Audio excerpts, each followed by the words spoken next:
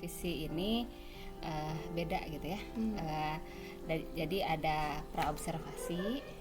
Sekarang kita ngobrol untuk persiapan tanggal 19, kemudian tanggal 19 kita observasi. Kalau kita biasa menyebutnya supervisi, tapi sekarang itu disebutnya observasi. Jadi dalam observasi itu kita akan melaksanakan pembelajaran, terus kita akan mencari kira-kira apa masalahnya, apa kesulitannya.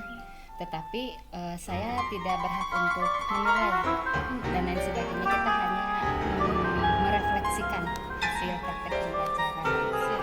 Dan nanti setelah observasi ada pasca observasi.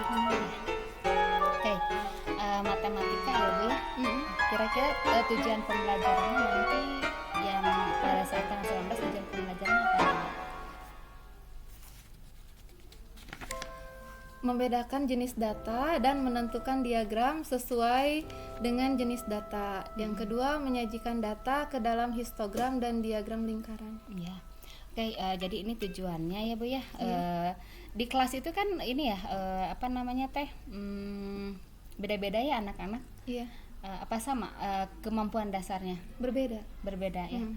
Kalau ininya apa sih profilnya, gaya belajarnya yang apakah misalnya yang gaya belajar teh yang ini apa sih visual yang kayak gitunya? Iya. Berbeda-beda atau? Berbeda-beda. Nanti pas pembelajaran akan menerapkan pembelajaran berdiferensiasi kah?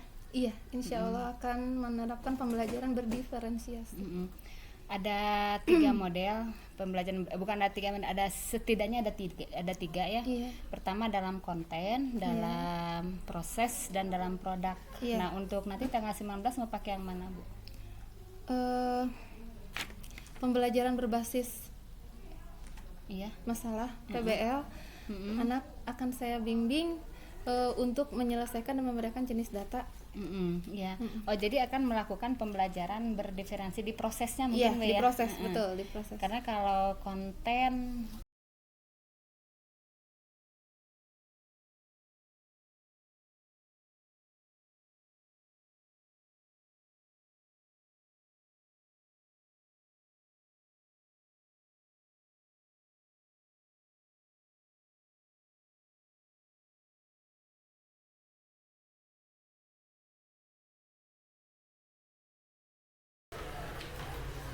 Nah, ini kesepakatan kelas yang sudah kita buat di awal tahun pelajaran ya. Seperti yang terpampang di depan, mulai dari nomor 1 sampai nomor 5. Masih siap melaksanakan? Ya. Alhamdulillah. Tujuan pembelajaran hari ini yang akan kita capai insya Allah seperti ada pada D71 dan D72. Boleh dilihat ya, boleh dibaca. Peserta didik dapat membedakan jenis data dan menentukan diagram yang sesuai dengan jenis data. Peserta didik dapat menyajikan data ke dalam histogram, data tunggal, dan diagram lingkaran. Insya Allah hari ini kalian akan belajar tidak seperti biasanya kalian belajar di kelas. Kita belajar di lab komputer karena salah satu tujuannya lagi adalah ingin pembelajaran terintegrasi antara matematika dengan materi apa? TIK. Betul sekali, dengan TIK, karena kalian hidup di zaman ini yang dimana semua kegiatan mayoritas dengan teknologi ya, harus pakai teknologi. Kita mau tidak mau harus mengikuti perkembangan zaman. Nah, ini salah satu data yang sudah Ibu buat. Contohnya adalah data hewan ternak. Ada itik, apalagi tuh? Kambing, ayam, kambing. Dengan jumlah hewan tersebut masing-masing ya, ada itik 40, sapi 25, ayam 45, kambing 30 dengan total 140. Nah, kita akan membuat dari data yang tadi, kita akan buat menjadi diagram batang, ada diagram. Selain diagram batang, diagram apa lagi? Diagram lingkaran. Betul. Ini diagram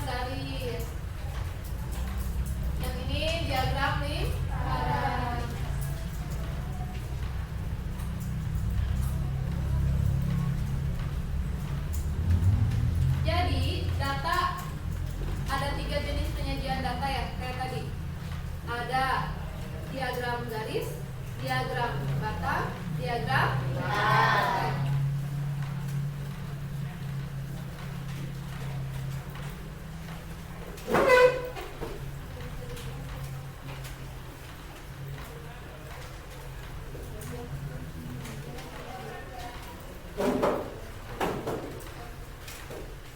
Kita akan langsung saja buat ya, kita coba buat.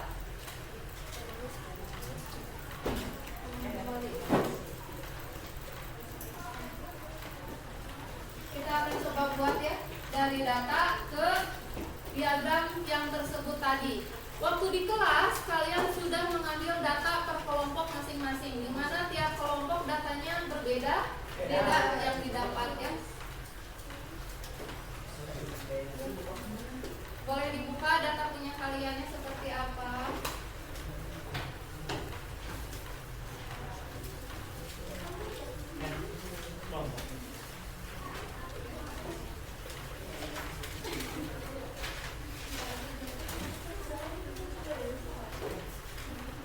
Lembar kerjanya sudah ibu bagikan tadi ya.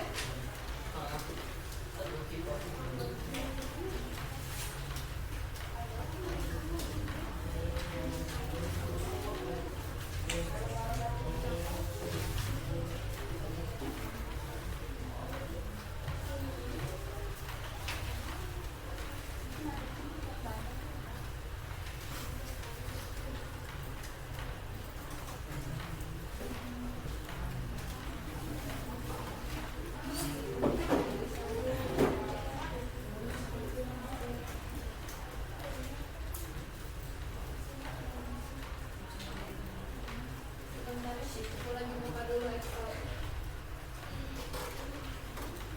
Kalian silakan dibuka Excelnya sudah.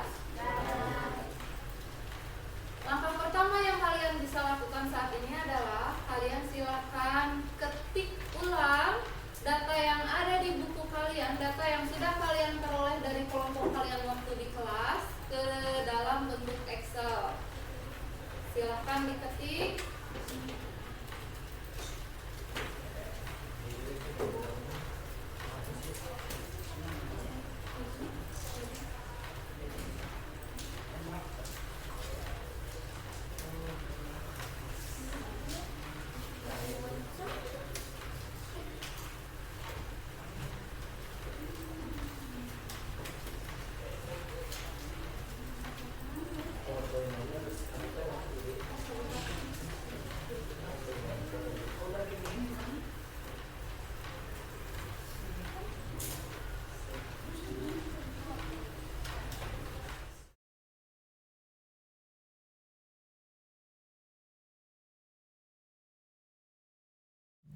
Assalamualaikum Benita. Waalaikumsalam. Alhamdulillah. Kumasa walarna. Alhamdulillah.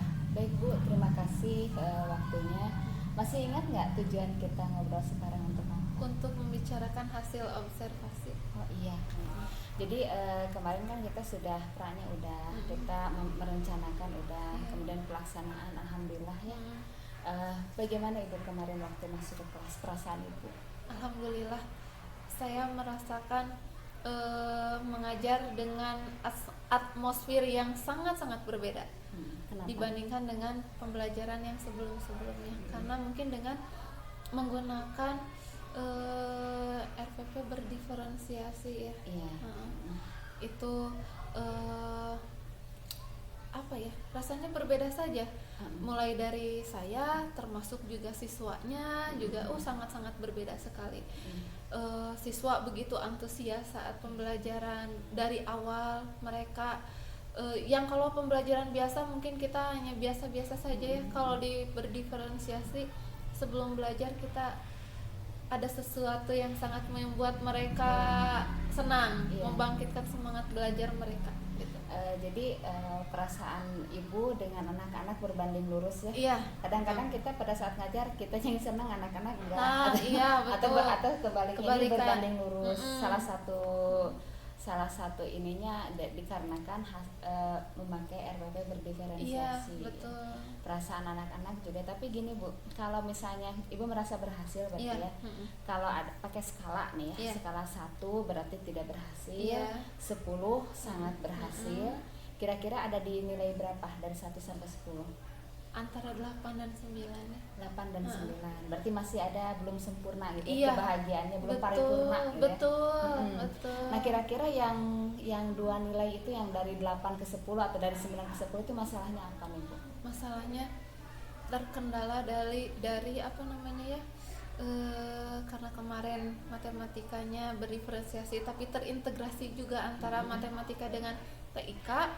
Jadi kemarin tuh belajarnya di lab, yang biasanya di kelas ini mah di lab, jadi sangat-sangat berbeda ya. Iya, Dari iya. situ juga sebenarnya pengennya mah jangan di lab Pengennya gitu, di- pengennya di alam terbuka menggunakan laptop gitu ya, jadi lebih menyenangkan lah, tidak kaku pembelajarannya. Tapi ya terbentur dengan situasi dan kondisi peralatan juga kurang memadai ya, akhirnya menggunakan fasilitas dari sekolah saja, yaitu di lab. Jadi kalau pakai laptop kan berkerumun, mungkin Iya. kolaborasinya ada ya. lebih dapet. Kemarin masih ada individualnya. ada individualnya gitu. Kolaborasinya kurang terasa. Gitu. Gitu. Kira-kira misalnya kalau itu masalahnya, kira-kira Ibu sudah ngebayangin nggak jalan keluarnya, apa yang akan Ibu lakukan biar cita-cita Ibu untuk pembelajaran benar-benar berdiferensiasi itu seperti apa nih Bu? Untuk yang permasalahan yang kemarin Yang laptop. yang laptop, insya Allah nanti ingin berdiskusi dengan pihak sekolah, barangkali nanti boleh dipakai laptop inventaris dari sekolah oleh siswa sekali-kali untuk pembelajaran gitu, karena pengen ya anak-anak sambil belajarnya santai gitu ya di taman kayak gitu ya, matematika ingin sangat-sangat menyenangkan kayak gitu. Jadi kemudian kalau misalnya Ibu ada jalan keluarnya, kira-kira selain pihak sekolah siapa lagi yang bisa di Orang tua pastinya, karena kita kan 3 pilar ya pembelajaran tuh ya, orang tua, sekolah, lingkungan. Iya. Gitu. Jadi Ibu berusaha mengkolaborasikan ya, Mengkolaborasikan. gitu. Jadi jalan keluarnya sudah ada, Iya. Bu ya. Tapi kira-kira diterapkannya mulai kapan? Insya Allah tahun pembelajaran tahun depan ya. Tahun depan bulan Juli berarti Iya, ya. insya Allah. Bulan Juli mulai diterapkan. Mungkin dalam kurun waktu berapa ini? 1 minggu, 2 minggu atau dua? Berarti kita ketemu lagi bulan Agustus berarti Iya, ya siap. untuk membicarakan apakah jalan keluar Ibu tercapai. Iya. Dan bagaimana apakah bisa mencapai 10 atau enggak gitu ya. Nah iya, harapan ya pengen 10 ya, ingin terpuaskan. Mungkin ya kalau maksimal mah ya Iya. saya puas, anak-anak apalagi. Iya, Ya. iya. Mudah-mudahan tercapai. Amin, amin, amin. Terima kasih, sampai ketemu 1 bulan lagi. Amin. 1 bulan